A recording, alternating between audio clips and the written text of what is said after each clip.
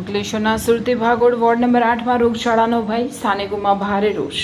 અંકલેશ્વર નગરપાલિકાની હદમાં આવેલા સુરતી ભાગોળ વિસ્તારના વોર્ડ નંબર 8માં હાલ રોગચાળો ફાટી નીકળે તેવી સ્થિતિ સર્જાઈ હોવાનું સ્થાનિકો આક્ષેપ કરી રહ્યા છે। મળતી માહિતી અનુસાર સુરતી ભાગોળથી ગુજરાત ગેસ કંપની સુધીના મુખ્ય માર્ગ પર પાઇપલાઇન નાખવાની કામગીરી ચાલી રહી છે। આ દરમિયાન ખોદકામથી ગટર લાઇન અને પીવાના પાણીની લાઇનોને નુકસાન પહોંચ્યું હોવાનો સ્થાનિકોનો આક્ષેપ છે।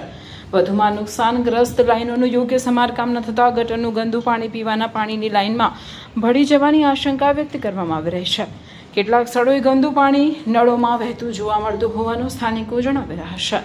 રસ્તાની હાલત પણ અત્યંત બિસ્માર બની ગઈ હોવાનું સ્થાનિકો કહે છે।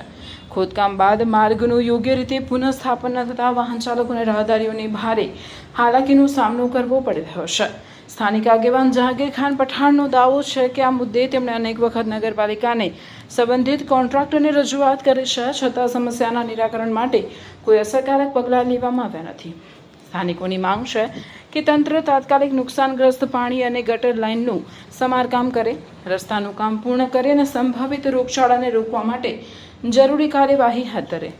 જહાંગીર ખાન પઠાણે ચેતવણી આપી છે કે જો વહેલી તકે સમસ્યાનો ઉકેલ નહીં આવે તો સુરતી ભાગોળના રહેવાસીઓ સાથે મળીને ઉગ્ર આંદોલન કરવામાં આવશે, જેની સંપૂર્ણ જવાબદારી સંબંધિત તંત્ર અને કોન્ટ્રાક્ટરની રહેશે।